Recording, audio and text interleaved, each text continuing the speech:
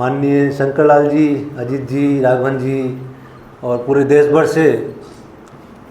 से नहीं 25 प्रांतों से अपने पधारे हुए समस्त गौ सेवा गतिविधि से जुड़े हुए कार्यकर्ता लोग, आज मुझे ये पूरा हॉल में भरा देख के इतना बड़ा संतोष हो रहा है कि गौ सेवा का जो आयाम संघ ने शुरू किया, उसमें जो शुरुआत से मेरा परिचय माननीय ओम प्रकाश जी से आया 2002 में। 2002 में जब वो उत्तर प्रदेश के क्षेत्र प्रचारक के नाते से फिर गौ सेवा का उनको प्रमुख बनाया गया संघ में पूरे देश भर का, तो IIT दिल्ली के साथ मेरे जो गाइड थे और एक दो लोग और जो संघ का काम करते थे, उनके साथ उन्होंने बैठ के चर्चा की कि अभी माहौल गाय के हिसाब से बहुत अच्छा है, अटल जी की सरकार है, क्यों नहीं हमको गौशालाओं पे एक बड़ा कार्यक्रम करना चाहिए। तो पंचगव्य एवं गो आधारित अर्थव्यवस्था, इस नाते से एक 3 दिवसीय कार्यक्रम IIT दिल्ली में किया गया। उसमें पूरे देश भर की लगभग 2000 गौशालाएँ सम्मिलित हुई। उन्होंने प्रदर्शनी भी बहुत बड़ी स्तर पर लगाई थी और उस कार्यक्रम में सरसंघ चालक जी, अशोक सिंघल जी और भारत सरकार के लगभग 15 कैबिनेट मिनिस्टर, राजनाथ सिंह जी से लेके आडवाणी जी से लेके सब लोग थे। तब से IIT दिल्ली में और गौ सेवा के साथ लगभग जुड़ाव रहा है, क्योंकि माननीय शंकर लाल जी और उसके आगे तो आज इतने सारे कार्यकर्ता लोग इस गौ सेवा के कार्यक्रम से जुड़े हैं और खाली 25 प्रांत के, बाकी और भी क्षेत्रों के रहेंगे।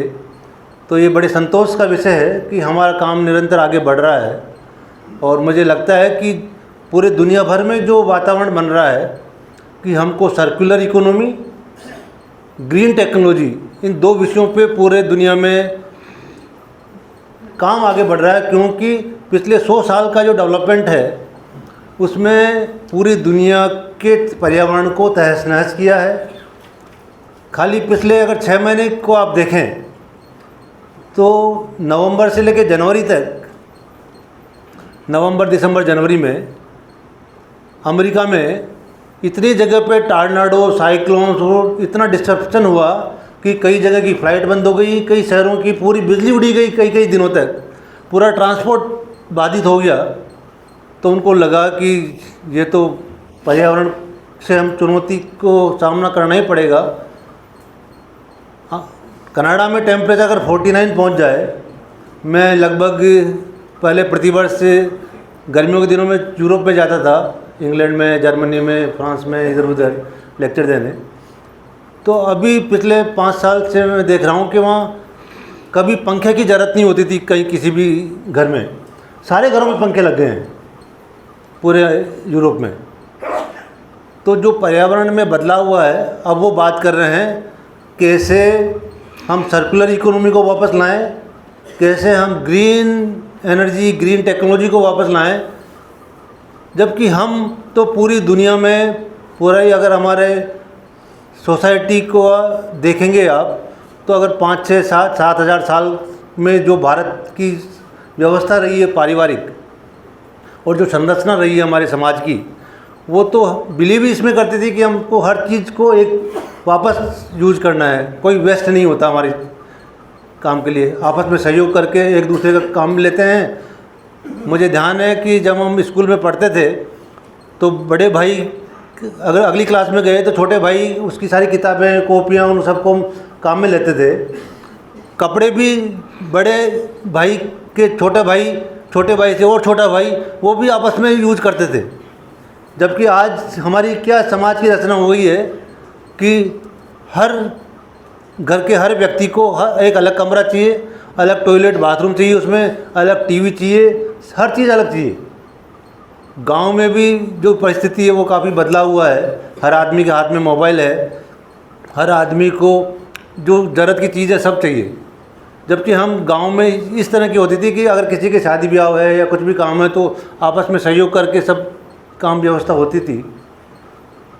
तो जो समय की आवश्यकता है कि अगर दुनिया को वापस पर्यावरण दृष्टि से ठीक करना है तो उसमें जो हम बात कर रहे हैं सर्कुलर इकोनॉमी की, गो उत्पादों की, गो ऊर्जा की, वो बहुत ही बड़ी कड़ी है। मुझे ध्यान है कि मैं जैसे अभी राघवन जी बता रहे थे, पिछले 35 साल से बायोगैस पे काम करता हूँ।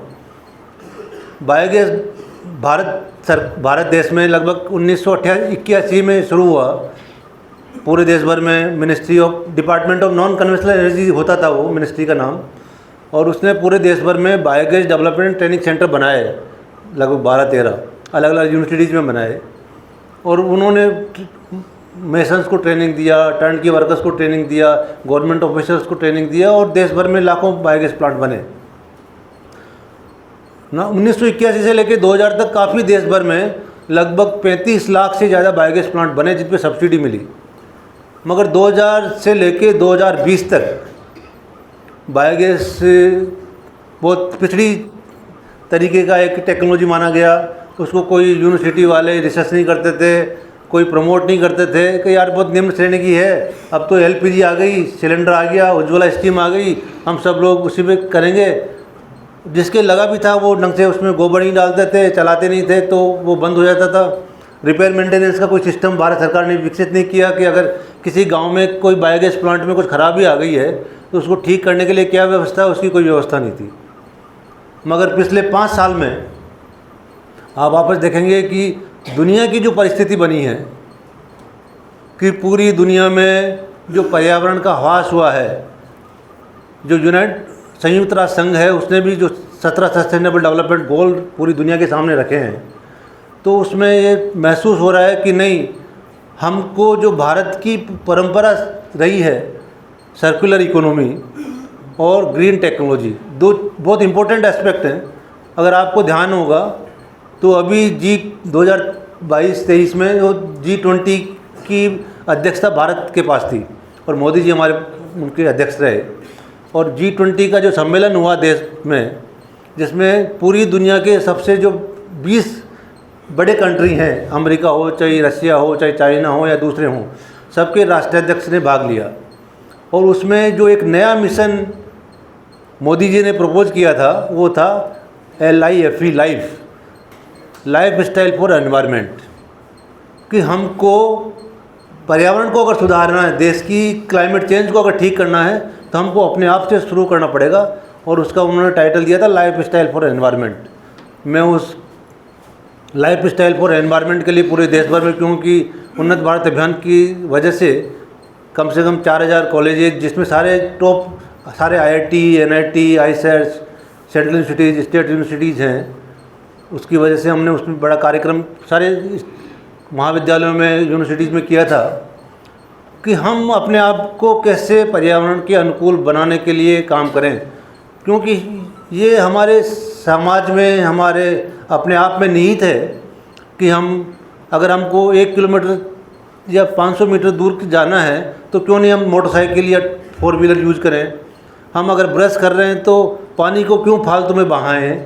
अगर दूसरे कमरे में जा रहे हैं तो इस कमरे की लाइट क्यों नहीं बंद करें। तो हम अपने आप को अगर सुधारेंगे तो बहुत कुछ जो पर्यावरण में प्रदूषण हम फैला रहे हैं उसको हम रोक सकते हैं। तो लाइफ स्टाइल फॉर एनवायरनमेंट अब G20 का एक बहुत बड़ा इशू हो गया है और हर G20 सम्मेलन में उस पर बहुत विस्तृत रूप से पूरे देश चर्चा करते हैं। उसमें भी गाय एक बहुत बड़ी कड़ी बन गई है।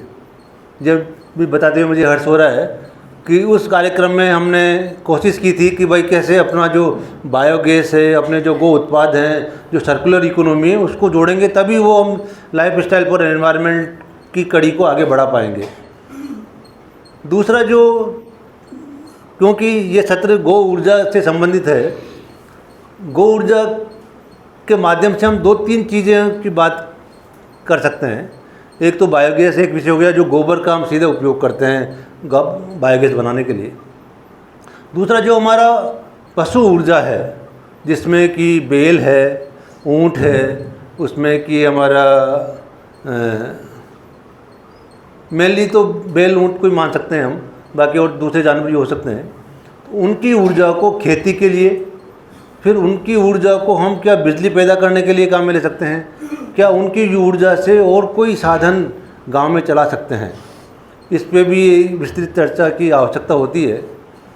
कई जगह पे हम इसमें चर्चा भी करते हैं, मगर सरकार के जब ध्यान आकृष्ट करते हैं इस विषय पर, तो अब उनकी प्रायोरिटी रही नहीं है। उनको लगता है कि नहीं, बेल की है या वो अब बिल्कुल हमारे लिए वही कोई काम की वस्तु नहीं रहा है, जबकि ये हकीकत है नहीं। हमारे देश में आज भी लगभग 7 लाख गांव हैं। अगर ज़िले की बात करें तो लगभग 780 ज़िले हैं। बड़े शहर की बात करूं तो मैं खाली 100 शहर हैं जो 10 लाख से ऊपर हैं। तो 7 लाख गांव हैं, 2.5 लाख ग्राम पंचायत है। और एक बड़ी अच्छी बात है कि जब हम देश में आज़ाद हुए थे तो अगर पशु और मतलब गोवंश और मनुष्य, तब कितने आदमी थे हम जब 1947 में, हम लगभग 32 करोड़ पॉपुलेशन थी हमारी, और कितने जानवर थे, लगभग 32 करोड़ ही जानवर थे। तो उनका रेशियो अगर कहें तो एक आदमी और एक जानवर, ये संरचना थी 1947 में। आज अगर जानवरों की संख्या की बात करूं, घरेलू जो घर में हम रखते हैं, वो तो लगभग 30 करोड़ के लगभग है। उस टाइम में जो थी वो लगभग बनी हुई है। वैसे रिकॉर्ड में सब लोग कहते हैं कि नहीं बहुत कम हो गए, बहुत कम हो गए, मगर अगर टोटल पॉपुलेशन जो सेंसस होती है, एनिमल सेंसस, उसकी डाटा को मैं बात करूं तो 5 साल तक वो लगभग 30 करोड़ थी। आदमी कितने हो गए? 140 करोड़। तो जो 1:1 रेशियो था आदमी और पशुओं में हमारे, वो लगभग 5:1 हो गया। जो 1:1 था वो 5:1 हो गया। तो जो आपस में सिनर्जी होती थी जानवरों में और मनुष्य में, उसका भी लगभग खास हो गया है। अब लगता है कि बैल कोई काम का नहीं है, क्योंकि उसका कोई उपयोग ही नहीं रहा गांव में। न बैलगाड़ी है, न कोई बैल से हल जोतता है, न खेती करता है। उस विषय को भी मुझे लगता है कि क्योंकि जब तक गाय है तब तक बैल भी होगा। ये तो हो नहीं सकता कि बैल के खाली गाय पैदा हो और बछड़ा पैदा नहीं हो। जब बछड़ा भी पैदा होगा, बछड़ी भी पैदा होगी, तो हमको उसका उपयोग भी सोचना पड़ेगा। उसको हम स्लाटर हाउस में तो बेच नहीं सकते कि उसका कत्ल हो जाए।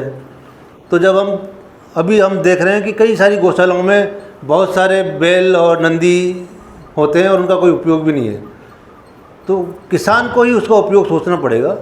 और क्योंकि छोटे किसान, एवरेज लैंड होल्डिंग अगर देश में बात करें तो वो लगभग 1 एकड़ से भी कम है। पूरे हमारे देश भर के किसानों की एवरेज लैंड होल्डिंग 1 एकड़ से कम है। 1 एकड़ से कम की खेती अगर कोई ट्रैक्टर से करेगा तो वो बिल्कुल वायबल होती नहीं है। विदर्भ का एग्जाम्पल है, पूरे देश भर का एग्जाम्पल है कि किसान आत्महत्या करते हैं। क्यों करते हैं? क्योंकि खेती लाभ का सौदा नहीं रही। क्या हमको अगर पीढ़ी दर पीढ़ी हमारी जो प्राचीन संस्कृति रही है उसकी अगर मैं बात करूं तो मुझे एक उसका वाक्य ध्यान आ रहा है, उत्तम खेती, शंकरलाल जी बहुत अच्छे से बोलते हैं, उत्तम खेती मध्यम बाण निम्न चाकरी। मतलब जो सर्विस है वो सबसे निम्न कोटि की होती है, जो शूद्र हम जिनको कहते थे पहले हैं। हाँ, और जो हमारा बिजनेस है वो भी सेकंड कैटेगरी में। सबसे उत्तम क्या बिजनेस बताया? खेती। जबकि आज क्या हुआ है, खेती सबसे नीचे स्तर पे आ गया है और उसमें काम करने वाले किसान आत्महत्या कर रहे हैं क्योंकि वो लाभ का सौदा नहीं रहा। तो हमको इस परिस्थिति में वापस जो हमारी संस्कृति है, हमारी तहजीब है, हमारी परिपाटी है, उसको अगर ठीक करना है तो ये जो माहौल आज बना है ये बहुत पॉजिटिव सिंबल दे रहा है मेरे को कि हम आने वाले कुछ वर्षों में ही उस स्थिति में वापस पहुंचेंगे। पूरी दुनिया पहुंचेगी अब, क्योंकि दुनिया के पास कोई अल्टरनेटिव नहीं है अब। अमेरिका भी परेशान है, यूरोप भी परेशान है, हम देश भी परेशान है, दिल्ली में रहने वाले तो और ज़्यादा परेशान हैं। अभी आप देखिए कि खाली अक्टूबर 15 के बाद और लगभग नवंबर एंड तक दिल्ली में सांस लेने की स्थिति होती है। आप सांस लेंगे तो आपको लगेगा कि नहीं कैसी सांस ले रहा हूँ मैं, इतना स्मोक हो जाता है पूरे देश में। धूप आती नहीं है और पॉल्यूशन इतना हो जाता है कि सांस लेने में भी बड़ी वो तकलीफ़ होती है। हमको खाली 10 किलोमीटर अपनी कार से एक जगह से दूसरी जगह जाना हो दिल्ली में, तो एवरेज कितना टाइम लगेगा बताइए आप? 10 किलोमीटर मुझे IIT दिल्ली से कनॉट प्लेस जाना है, कितना देर लगेगा एवरेज? हैं 1 घंटा मान लीजिए कम एवरेज। जबकि 10 किलोमीटर किसी भी गांव में 10 किलोमीटर अपनी कार से जाना है तो कितना टाइम लगेगा? 10 से 15 मिनट। मतलब हम जो दिल्ली में रहने वाले लगभग 3 करोड़ लोग हैं, अपने काम के लिए अपने घर से ऑफिस जाते हैं और फिर शाम को वापस अपने घर से वो अपने ऑफिस से घर आते हैं, कितने घंटे उनके जीवन के उसी में चले जाते हैं कि वो आना जाना कम्यूटिंग, 2-3 घंटे एवरेज लगभग सबका उसमें व्यर्थ होता है। तो ये क्या लाइफ स्टाइल है? मतलब शहर जो है सस्टेनेबल नहीं रहे हैं। और यही स्थिति खाली दिल्ली की नहीं है, चाहे आप मुंबई जाइए या चेन्नई जाइए या बेंगलोर जाइए, हैदराबाद जाइए, कोलकाता जाइए, सभी की ये स्थिति यही है। इसीलिए बायोगैस बनाना चाहिए। हैं? इसलिए बायोगैस हम लोग करना चाहिए। हाँ, बायोगैस तो एक छोटा सा माध्यम है, बहुत सारी चीज़ें भी हो सकती हैं और होना चाहिए। तो जो हमारी संस्कृति है कि हमको कोई वेस्ट क्रिएट नहीं करना, वो बहुत इम्पोर्टेंट है कि हर चीज़ को वापस जितना भी यूज हो सकता है कोशिश करें हम उसका, चाहे वो कागज़ हो, चाहे कपड़ा हो, चाहे बिजली हो, चाहे पानी हो, चाहे जो भी है। दूसरा, हमारी जो खेती होती है उसमें क्या स्थिति हो गई है हमारी कि पूरे, मैं पंजाब की हरियाणा की 2 स्टेट की बात करता हूँ, वहाँ पे जो ज़मीन में कार्बन कंटेंट होना चाहिए वो लगभग 0.5 से भी नीचे आ गया है। पिछले 50 साल से हमने इतना केमिकल फर्टिलाइजर डाला उसमें, नाइट्रोजन, यूरिया के रूप में, DAP, पोटास के रूप में, और हमारा जैविक खाद है, बायो फर्टिलाइज़र, गोबर की खाद है, वो डाली नहीं हमने। तो उसकी वजह से क्या हुआ कि वो उत्पाद तो मेंटेन मगर अब नहीं बढ़ रहा है। वो जो मेंटेन है करने के लिए उसको पहले 1 किलो डालते थे, अब उनको 10 साल में उसको 2 किलो डालना पड़ रहा है, 20 साल में उसको 3 किलो डालना पड़ रहा है, और ज़मीन ख़राब होती है, पूरा पानी ख़राब हो गया।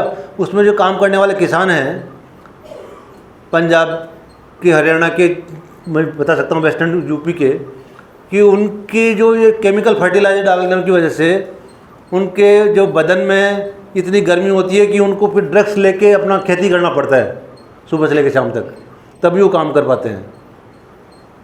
तो ऐसी, और वो जो खेती में जो अनाज उत्पन्न हो रहा है उसमें पौष्टिकता बहुत कम है। तो ये सारे जो साधन हैं, मुझे लगता है कि हमको इन सब बातों के साथ विचार करके कैसे हम पूरी व्यवस्था को ठीक कर पाएँ, उसमें गाय की, गोबर गैस की, गौ ऊर्जा की बहुत संभावना है और हम उसमें काम कर सकते हैं। तो जो ये टाइटल है biogas and gaushalas for promotion of CBG अभी पिछले 3-4 साल से बहुत पॉपुलर हो रहा है देश भर में। कंप्रेस बायोगैस, भाई बायोगैस से आप जो CNG होती है, CNG का मतलब है उसमें कंप्रेस नेचुरल गैस का मतलब है मीथेन। उसमें लगभग 89 to 93% मीथेन होता है, बाकी हाइड्रोकार्बन होता है। बायोगैस में अगर आपने सुना हो तो बायोगैस में लगभग 60% मीथेन होता है, 40% कार्बन डाइऑक्साइड होता है। जो गोबर से अपन बनाते हैं या किसी भी माध्यम से बायोगैस बनाए, उसमें 2 चीज़ें होती हैं, मीथेन और कार्बन डाइऑक्साइड, हल्का सा मॉइस्चर होता है। तो अपन अगर उसमें जो कार्बन डाइऑक्साइड है उसको निकाल दें और मीथेन की कंटेंट जो 60% है उसको बढ़ा के 95% कर दें, तो वो भी CNG जो काम आती है, CNG जो हम यूज़ करते हैं, CNG बन जाएगी वो कंप्रेस नेचुरल गैस। तो उसको अपन ने कहा कंप्रेस्ड बायोगैस, कि प्योरीफाई करने के बाद में अगर उसको कार्बन डाइऑक्साइड निकाल दिया, 90% से ज़्यादा मीथेन कर दिया, तो कंप्रेस बायोगैस, और फिर कंप्रेस बायोगैस को किसी भी गाड़ी में भर के अपन चला सकते हैं।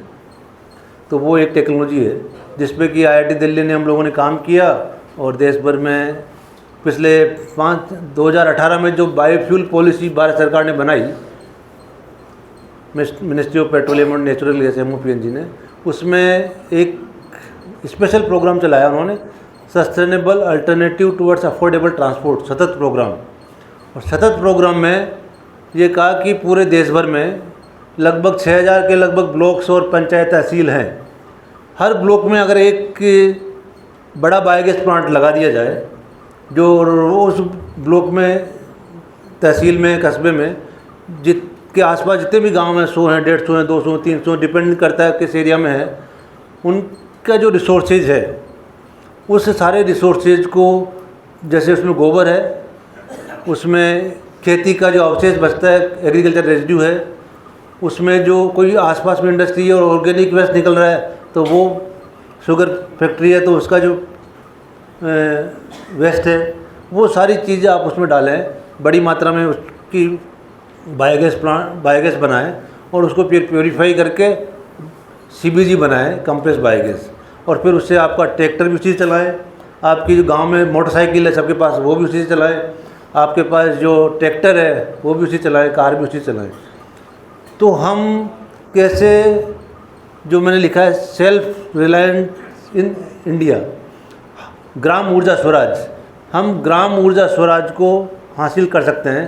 क्योंकि अभी एक रफ अंदाजा बजाइए, पूरे हमारा देश कितने लाख करोड़ का पेट्रोल, डीजल, CNG हर साल खरीदता है, LPG पेट्रोलियम प्रोडक्ट हम कितना इंपोर्ट करते हैं एक साल में, लगभग 25 लाख करोड़ का। कितना? 25 लाख करोड़ रुपए। हमारा जितना भी एक्सपोर्ट होता है, उससे जो डॉलर हम खरीदते थे, उसका सारा का सारा हमको पेट्रोल खरीदने के लिए देना पड़ता है। वो तो भला हो यूक्रेन वार का कि रसिया से हम लोगों ने इंडियन करेंसी में वो ट्रांजैक्शन शुरू कर दिया है पिछले 3 साल से। तो डॉलर वाली जो हमारी परिस्थिति थी वो थोड़ी ठीक हो गई, बैलेंस ऑफ पेमेंट जो गड़बड़ था वो ठीक हो गया। मगर वापस वो ट्रंप ने अभी लगाया, आपको 50% टैरिफ लगा दिए। तो अगर हम हमारे गांव में भाई देखिए, अभी भी अपने पास 321 मिलियन एकड़ ज़मीन है, उसमें से अभी भी 50-55% पे कल्टीवेबल ज़मीन है जिसमें हम खेती करते हैं। और उसमें जो बहुत खाद्यान्न है वो तो हम खाते हैं, मगर जो उसमें एग्रीकल्चर रेजिड्यू और चारा जो निकल रहा है, वो हम जानवरों को खिलाने के बाद में जो बच रहा है, उसका भी उपयोग बायोगैस में, जैसे कि पंजाब में, हरियाणा में, वेस्टर्न उत्तर प्रदेश में और कई राज्यों में जो पराली है उसका उपयोग अपन बायोगैस के लिए कर सकते हैं। तो मुझे लगता है कि ये IIT दिल्ली में हमारा जो centre for rural development and technology है, हमने उस 7 एकड़ की ज़मीन IIT दिल्ली कैंपस में हमको दी हुई है, उसका नाम हमने रखा ग्रामोदय परिसर। जो गांव से रिलेटेड जो टेक्नोलॉजीज़ हैं, उनको सबको, वहाँ की लेबोरेटरीज़ हैं, उनको डेमोस्ट्रेट करते हैं। लगभग 125 स्टूडेंट PhD कर रहे हैं। और जो हमारा ट्रेडिशनल लाइफ स्टाइल था, वसुधैव कुटुंबकम का और पर्यावरण के साथ दोस्ती रखने का, और जो हमारा सुभाषिस है कि हर आदमी सुखी रहे, कोई भी दुखी नहीं हो, ये हमारी कल्पना है, हमारा विचार है, हमारी समाज का मुख्य उद्देश्य है। जबकि दुनिया के और कोई भी राष्ट्र है, चाहे अमेरिका हो, चाहे यूरोप हो, चाहे दूसरे राष्ट्र हों, उनमें ये विचार है ही नहीं कि सर्वे भवन्तु सुखिनः। हम जो विचार करते हैं वो पूरे देश के लिए, पूरे समाज के लिए करते हैं। जबकि अब दुनिया कहाँ से भी केंद्रित हो गई, अपने आप पे केंद्रित हो गई, मैं, मेरा परिवार, उससे आगे वो बढ़ते ही नहीं है। तो इस सब को ठीक करने के लिए मुझे लगता है कि हम जो काम कर रहे हैं, गौ सेवा का जो काम कर रहे हैं, ये बहुत फलीभूत होने वाला है और इसी से ही दुनिया को हम ठीक कर पाएंगे, ये मुझे पूरा विश्वास है। तो इसलिए आप देखिए कि पूरी दुनिया में जो पॉलिसी डिसीजंस मेकर हैं, जो राष्ट्राध्यक्ष हैं, जो यूनाइटेड नेशंस हैं, वो सब कोशिश कर रहे हैं कि ज़्यादा से ज़्यादा हम फॉसिल फ्यूल, जो हम पेट्रोल, डीजल, जो पॉल्यूशन फैलाता है, उसको कम से कम करें और ज़्यादा से ज़्यादा उपयोग ऐसी ऊर्जा का करें जो कि प्रदूषण नहीं फैलाए। तो ये एक छोटा सा डाटा है कि हमारे पास कितने जानवर हैं, कितने पोल्ट्रीज हैं, कितने सारे बायोगैस प्लांट हम लगा सकते हैं। अभी यूनाइटेड नेशंस के इंडस्ट्रियल डेवलपमेंट ऑर्गेनाइजेशन ने एक स्टडी कराया था दिल्ली में, और हम ऐसे लगभग 5000 से ज़्यादा पावर मेगावाट हम उससे बना सकते हैं, कई सारी चीज़ें हैं, इस पर ज़्यादा मैं नहीं जाऊँगा। बस सतत प्रोग्राम में आप देखिए कि एक ही साल में, पिछले एक साल में पूरे देश भर में इंडियन ऑयल, HPCL, BPCL, ये तीनों जो पेट्रोलियम कंपनियां हैं भारत सरकार की, उन्होंने लेटर ऑफ इंटेंट जारी किया भाई कौन एंटरप्रेन्योर, कौन गांव के लोग या कौन बिजनेसमैन कंप्रेस बायोगैस प्लांट लगाएगा देश भर में, और उसका जो सीधा सीधा परचेज है वो ये कंपनियां करेंगी, और ये कंपनियां ही फिर उसको CNG के रूप में अपने आउटलेट पे बेचेंगी। या जो gas authority of India limited है, उसकी जो नेचुरल गैस पाइपलाइन है उसमें आप इंजेक्ट भी कर सकते हैं, उसकी भी परमिशन सरकार ने दी है। तो ये सतत प्रोग्राम जो मिनिस्ट्री ऑफ पेट्रोलियम ने शुरू किया, उसमें आज की तारीख में लगभग 2000 से ज़्यादा letter of intent IOCL, BPCL, HPCL ने इशू किए हैं देश भर में, और उसमें से लगभग 150 प्लांट आज की तारीख में लग गए हैं पंजाब में, हरियाणा में, महाराष्ट्र में, कर्नाटका में, महाराष्ट्र, झारखंड में, कलकत्ता में और भी जगह में। तो उसमें वो जो मैंने कहा कि आसपास का जैसे कई सारी शुगर फैक्ट्री जहाँ हैं वहाँ पे प्रेस बड निकलती है, उसके बेस पे बायोगैस प्लांट लगा। कहीं जहाँ पे जो पराली है, पंजाब में संगरूर में एक प्लांट है वर्बियो का, जर्मन ने लगाया है, जर्मन कंपनी है वर्बियो, उन्होंने पूरी दुनिया का सबसे बड़ा पराली बेस्ड बायोगैस प्लांट लगाया है संगरूर डिस्ट्रिक्ट में। और वो आसपास के 25 किलोमीटर के क्षेत्र में जितने भी किसान पराली मतलब पेड़ी ग्रो करते हैं और वो निकालते हैं, उनका वो खुद ही आप देखिए कि किसान ने अपनी पेड़ी कलेक्ट की और जो भी स्टेबल बच गया, पराली बच गई, उसको वो अपनी मशीनें ले जाके बेल बना के उसको इकट्ठा करके अपने प्लांट में ले आते हैं और साल भर उसको स्टोर करते हैं। कई सारे पहाड़ आसपास में उन्होंने पराली के इकट्ठा करके उसको प्लास्टिक से कवर करके रखते हैं साल भर, ताकि उनको उसका बायोगैस बनाने के लिए पराली मिलता रहे। वो प्लांट भी ठीक चल रहा है, 50-60% एफिशिएंसी पे भी चल रहा है, उसके भी इम्प्रूवमेंट करने के प्रयास हो रहे हैं। तो पूरे देश भर में हम अगर जो पूरा CNG जो खपत करते हैं, जिसको हम मंगाते हैं बाहर से, उसको अगर बायोगैस बना के बचत कर लिए तो हम कई लाख करोड़ रुपए बचा सकते हैं।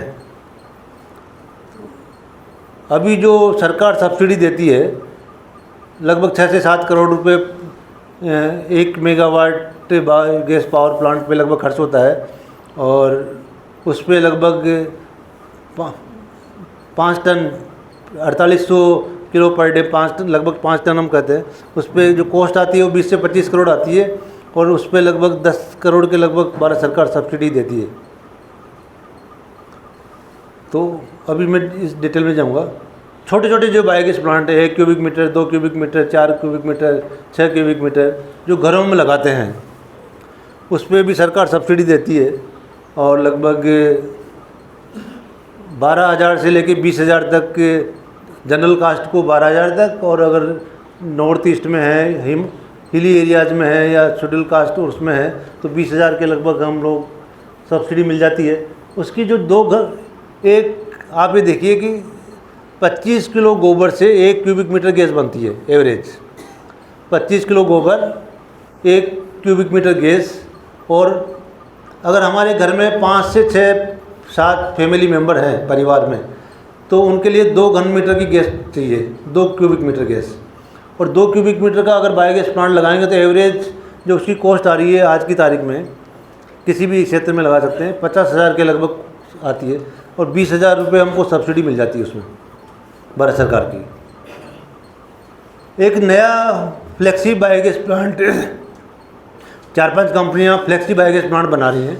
वो लगभग क्या कर रही हैं कि अगर जैसे यूपी गवर्नमेंट, महाराष्ट्र गवर्नमेंट ने 2 सिस्टम बनाए कि वो जो स्वास्थ्य बायोगैस प्लांट या फ्लेक्सी प्लास्टिक के जो बायोगैस प्लांट हैं उनको जाके लगा दिया, 1 या 2 दिन में वो शुरू हो जाता है। आपने गोबर खोल के डाल दिया पूरा, क्योंकि उसमें वो सारा पूरा प्लास्टिक का बना है, फ्लेक्सिबल है, इकट्ठा करके ले जाओ गांव में, थोड़ा सा खड्डा खोद के लगा दिया।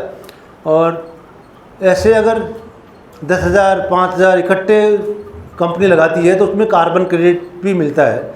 मतलब सरकार नहीं, मतलब जो कंपनी है वो अपनी तरफ से पैसा लगा के उसको लगा सकती है, और कार्बन क्रेडिट के पैसे वो विदेशों से अर्जित कर सकते हैं, सब्सिडी की पैसे वो लगाएंगे, तो 5-5 हज़ार रुपये में किसानों को लगा रही हैं।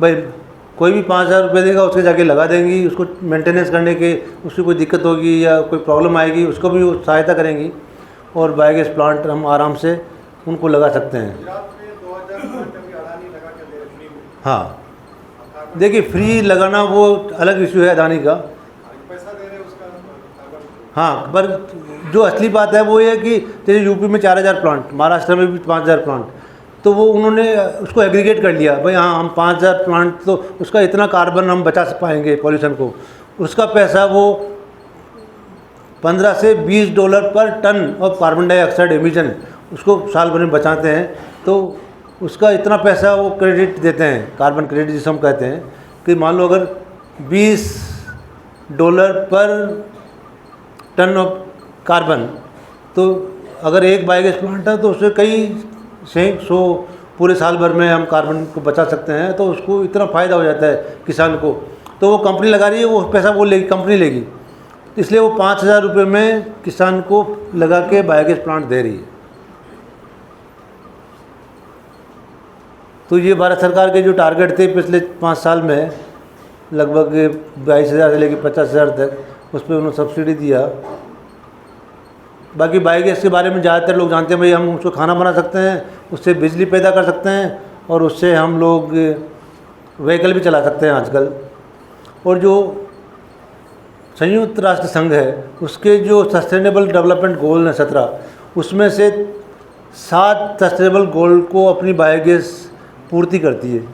तो हम जो सस्टेनेबल डेवलपमेंट गोल्स के अचीवमेंट के लिए सरकारें जो बाध्य हैं, अब ये वाला होम बायोगैस प्लांट है जो एक कंपनी लगाती है किसी भी घर पे जाके, आप देखिए कि राइट साइड में जो बना हुआ है, जो MNRE का वेब पोर्टल है उसमें आप जाके देख सकते हैं उसको, और इसके जो बेनिफिट हैं उसकी कैलकुलेशन की है, भाई कितनी खाद बनती है, कितनी यूरिया बचा सकते हैं, कितने DAP बचा सकते हैं, कितना फास्फोरस बचा सकते हैं, और किसके इक्विवेलेंट कितना कितना ये तेल के बराबर है, कितना बिजली के बराबर है, कितना LPG के बराबर है, वो सारी कैलकुलेशन दी है। तो ये जो प्रेजेंटेशन है मैं आप सबको राघवन जी को दे दूंगा, तो वो आपको सबको सर्कुलेट कर लेंगे। ये जो 3 कंपनियां हैं जो प्लास्टिक वाले इस तरह के बायोगैस प्लांट लगा रहे हैं, इसके भी इसमें मोबाइल नंबर भी हैं उन लोगों के, और उनका ईमेल भी है।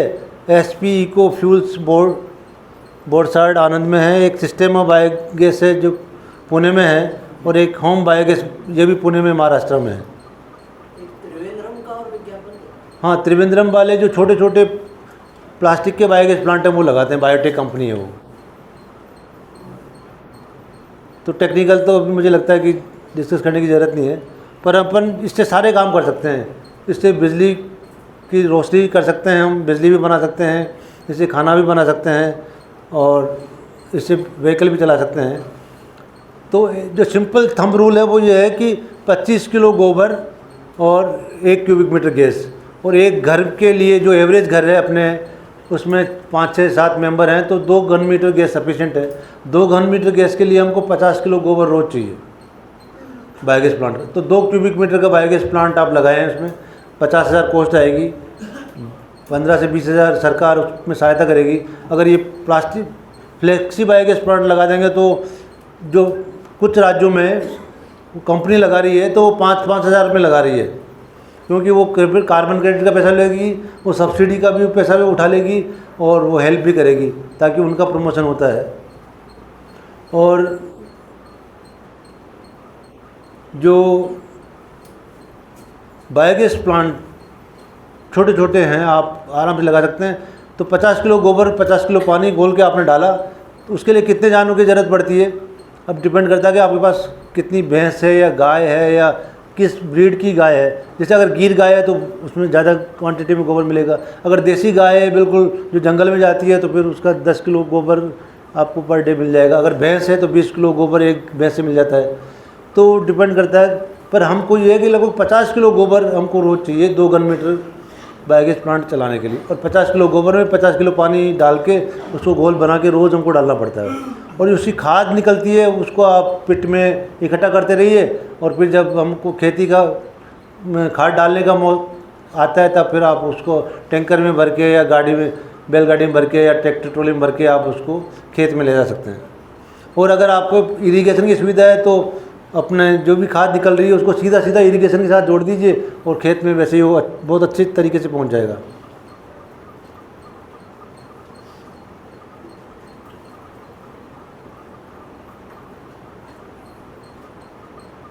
तो ये जो छोटे बायोगैस प्लांट हैं उनका कंस्ट्रक्शन एक लोहे के ड्रम वाला होता है, ये floating drum type biogas plant है। उसमें जो कंस्ट्रक्शन है वो इस तरह का है, जो ये जिसमें लोहे का ड्रम है वो अंदर से अभी आपको मैंने दिखा दिया था।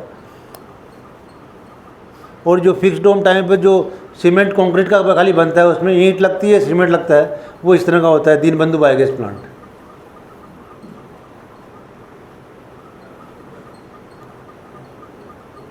और ये सिंटेक्स के भी आजकल बहुत सारे दीनबंधु भी और floating drum KVSD type biogas plant भी आते हैं।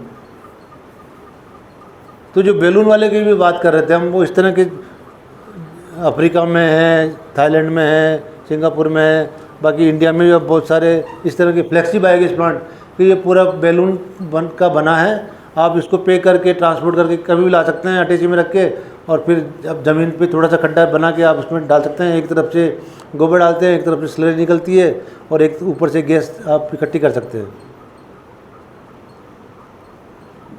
और ये जो अभी कर रहे थे केरला वाली बात, केरला वाले इस तरह के प्लास्टिक से बने बायोगैस प्लांट्स होते हैं। सिंटेक्स भी बनाता है, आरती पुणे वाली भी बनाती है, और बायोटेक की केरला की कंपनी है, वो पूरे केरला में ज़्यादातर इसी तरह के, क्योंकि वहाँ गांव बहुत कम है, सभी शहर बन गए हैं छोटी छोटी जगह भी। तो वहाँ पे क्या करते हैं, वो अपने घर के किचन वेस्ट को भी इसमें डाल देते हैं, गोबर जो अगर कोई जानवर हैं तो वो भी डाल देते हैं, और आराम से अपनी बालकनी में रख के इसमें से जो गैस निकलती है उसको आप अपने LPG के साथ में कनेक्ट करके यूज कर सकते हैं। तो अगर दिन भर में आप 25-30% LPG को भी बचा लिए तो साल भर में आपके अगर 10 सिलेंडर लगते हैं तो उसकी जगह 3 सिलेंडर आपकी बचत हो जाएगी शहर के अंदर। और जो स्लरी निकल रही है अपने किचन गार्डन में, और उसमें आप यूज कर सकते हैं। आजकल जो स्वच्छ भारत अभियान चल रहा है उसमें टॉयलेट के 12,000 रुपये मिलते हैं। उन 12,000 रुपये को भी अपने टॉयलेट को बायोगैस प्लांट के साथ कनेक्ट कर लीजिए तो बायोगैस प्लांट भी बहुत अच्छे से चलेगा।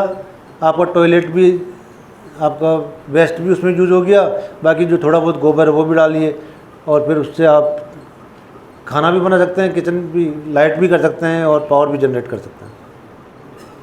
तो ये जैसे एक पंजाब में किसी एक विलेज का है, 300 क्यूबिक मीटर का पूरे गांव का प्लांट है। ये भी लगभग होशियारपुर में उसी तरह का है।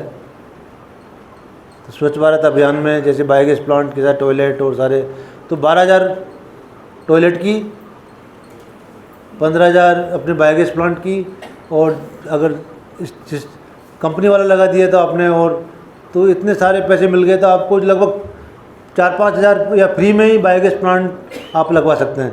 पर बस उसका ये ध्यान रखने की बात है कि बायोगैस प्लांट अगर आप लगाते हैं तो आपको रोज़ गोबर का घोल बना के रोज़ तो डालना ही पड़ेगा। मेहनत, ये नहीं हो सकता कि आप मेहनत नहीं करें और पर वो सक्सेसफुली चलता रहे। जो मेहनत नहीं करता फिर उसका प्लांट नहीं चलता। मैंने ऐसे प्लांट देखे हैं देश भर में, दुनिया भर में, जो 50 साल से चल रहा है, 40 साल से चल रहा है, 30 साल से चल रहा है, और अच्छा चल रहा है। क्यों? कि उसको चलाने वाला पूरा इंटरेस्ट लेता है, उसमें मेहनत करता है और वो चल रहा है। और कई प्लांट ऐसे हैं जो 6 महीने बंद हो जाते हैं, साल भर में बंद हो जाते हैं, 2 साल में बंद हो जाते हैं, क्योंकि चलाने वाला उस पर अगर ध्यान नहीं रखता तो फिर वो या तो गैस में लीकेज हो रहा है, या जो गोबर डाल रहे हो वो ढंग से नहीं डाल रहे हो, गैस को सही कहीं दिक्कत आ रही है।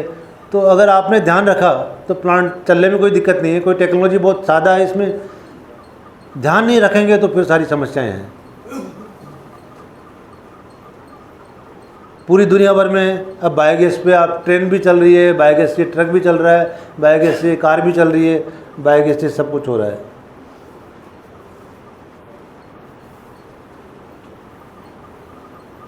जैसे IIT दिल्ली में जो हमने टेक्नोलॉजी डेवलप की है, उससे हम मेरी जो कार है वो 14 साल से बायोगैस पे चल रही है। वहाँ पे हम IIT दिल्ली में 200 घरों से किचन वेस्ट, जो उनका जो फल सब्जियाँ बचती हैं, कूड़ा बचता है, उसको लाते हैं, ऑर्गेनिक वेस्ट को, उसको पल्वराइज पीस के और बायोगैस प्लांट में गोबर की डालते हैं। जो गैस बनती है उसको फिर लेबोरेटरी में प्योरीफाई कर लेते हैं, कार्बन डाइऑक्साइड को रिमूव करते हैं, मॉइस्चर को रिमूव करते हैं। फिर हाई प्रेशर कंप्रेसर से भरने की सुविधा है कि वो अपनी गाड़ी में वहीं पर हम भर लेते हैं।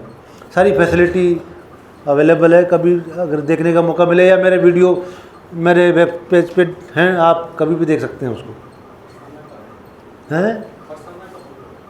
हाँ।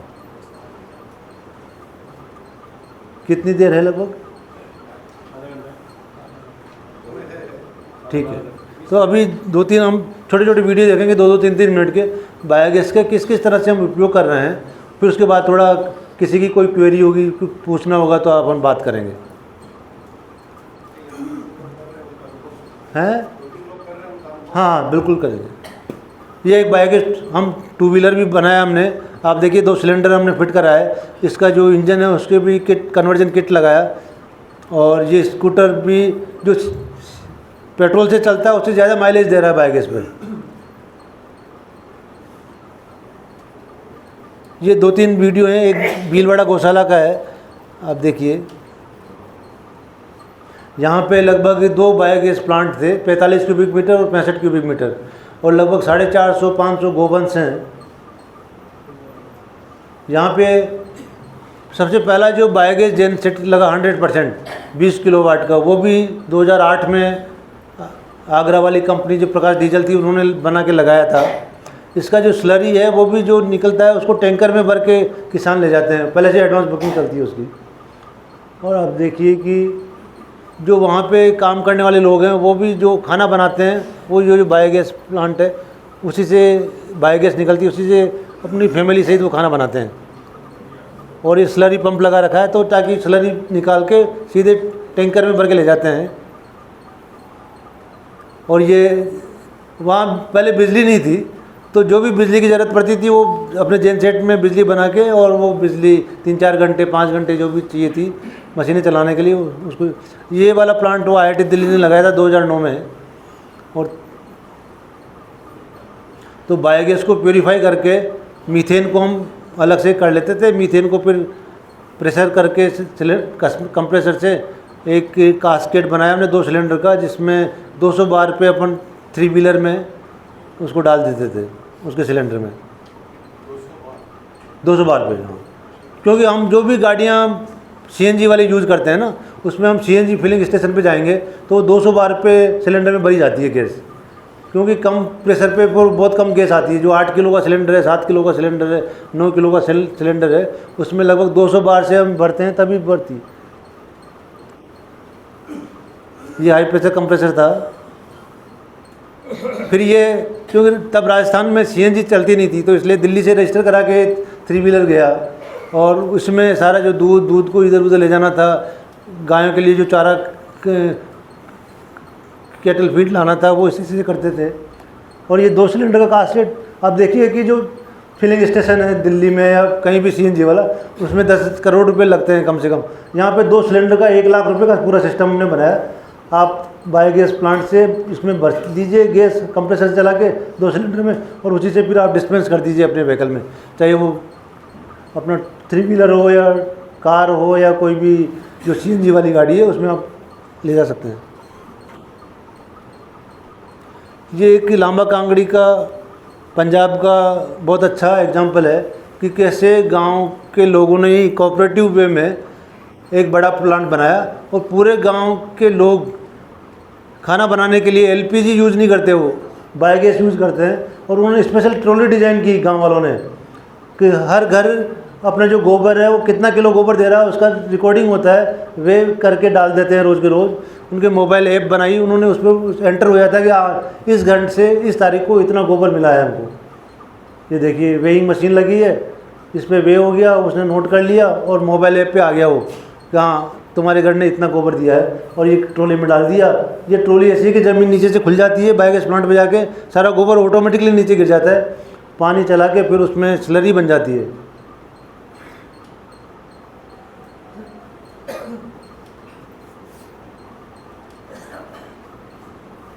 और फिर जितना गोबर आपने दिया उसी हिसाब से आपको खाद मिल जाएगी, और टैंकर में आपको खाद अपने खेत पे वो डाल के आते हैं। और जो गैस, ये देखिए गोबर अपने आप नीचे गिर गया, और नीचे जो पिट बनाई है इसमें पानी छोड़ देंगे, फिर वो ऑटोमेटिकली घुल जाएगा। उसमें मशीन लगा रखी है नीचे, ये चलाई है इन्होंने पीटीओ से, और गोबर की सारा स्लरी बन गया। फिर स्लरी जो है पूरे बायोगैस प्लांट में चला गया।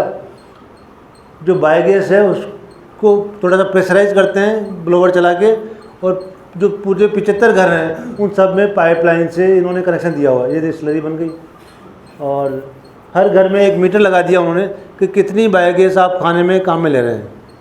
जो शहरों में पीएनजी होती है ना, पाइप नेचुरल गैस, उसकी तरह ये मीटर लगा दिया कि आपकी कितनी गैस आप खाना बनाने के लिए काम में ले रहे हैं, और वो हर महीने की रिकॉर्ड कर लेते हैं। और ये पूरा मॉडल कोऑपरेटिव से चल रहा है उनका। और ये स्लरी फिर वो खेत में डाले जाते हैं ऐसे। उसका एक ट्रेलर दिखाया भाई किस तरह से खेत में जाके छिड़क जाते हैं पूरे।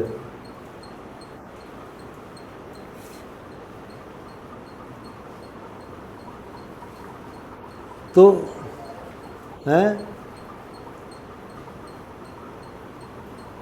एक ये IIT दिल्ली का और है वीडियो, वो भी दिखा देता हूँ जो हमारा है।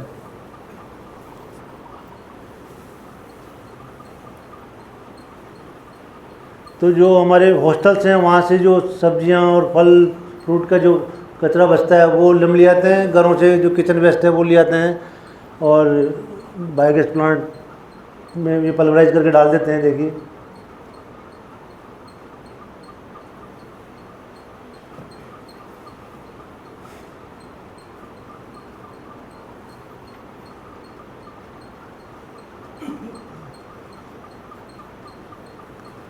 तो जैसे सर्दी के सीज़न में ज़्यादा गाजर वाजर और उस तरह की सारी गोभी वोभी आती है ज़्यादा, तो उसका कचरा बना के आपने डाल दिया।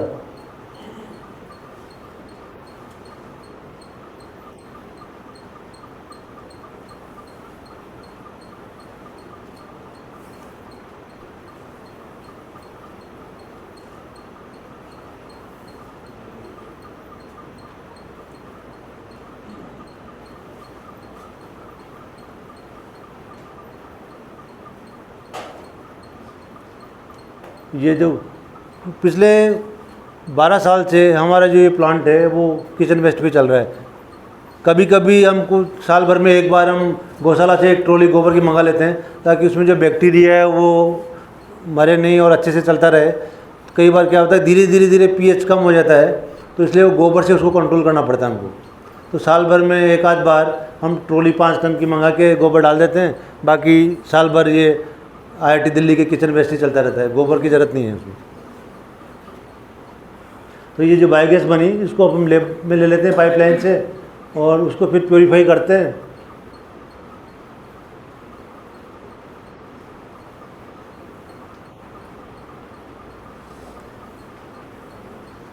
ये एक छोटा कंप्रेसर है, और फिर ये जो पीला वाला है वो प्रेशर वेसल है। इसको 10 बार पे हम इसको इस प्रेशर वेसल में भर लेते हैं।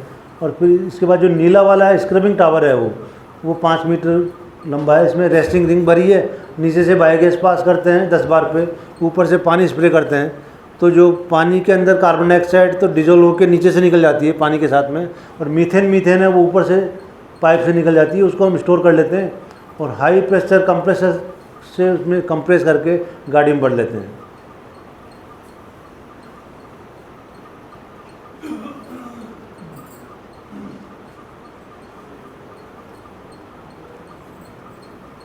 ये वाटर पंप है जो 10 बार पे प्रेशराइज करता है, ऊपर से टैंक से पानी आता है, और कितना वाटर फ्लो रेट है वगैरह सारे मेंटेन करते हैं।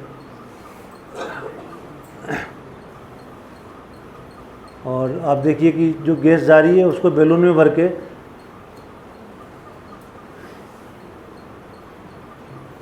ये ग्रीन टॉप वाला हाई प्रेशर कंप्रेसर है, कोल्ट्री का, इटली से मंगाया था हमने।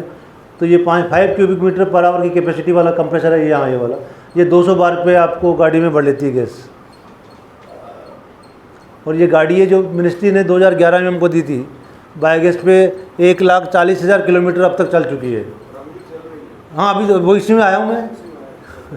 अगर किसी को देखना है तो आप देख सकते हैं, ड्राइवर भी है तो बता देगा आपको कि शहर में पेट्रोल की गाड़ी चलाए, डीजल की गाड़ी चलाए, CNG की गाड़ी चलाए और बायोगैस की गाड़ी चलाए तो उसको कैसा फील होता है। तो कहेगा बायोगैस की सबसे बढ़िया शहर में चलती है।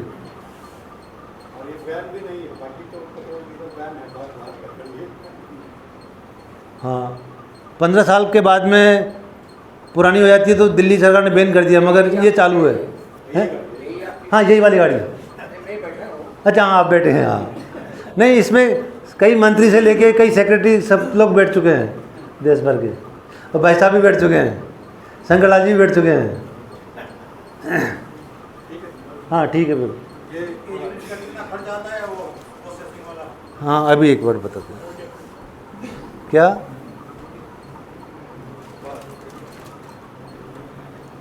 हाँ एक उन्नत भारत अभियान, चलो खाली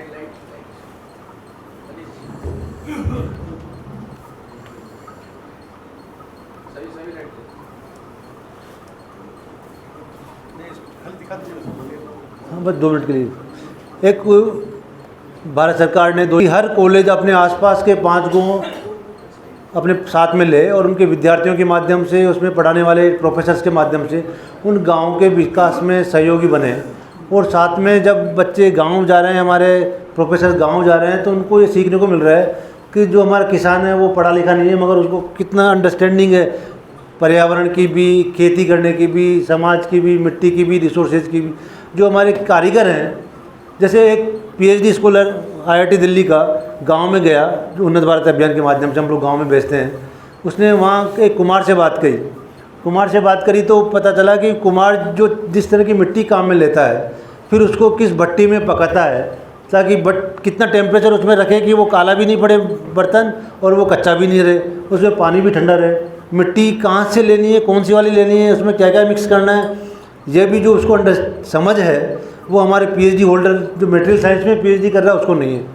ऐसे ही एग्रीकल्चर में पीएचडी करने वाले को वो समझ नहीं है, जो किसान बिना पढ़ा लिखा है मगर वो कितना पानी डालना है, कब खेती बोना है, कब काटना है, कितना खरपतवार काटना है, उसको जो समझ है, मतलब हमारे समाज के पुराने लोगों में जो समझ है वो हमारे अभी पढ़ने वालों को बिल्कुल नहीं मिलती है। हमारी किताबों में जो होती है वो किताबी नॉलेज तो हो जाती है।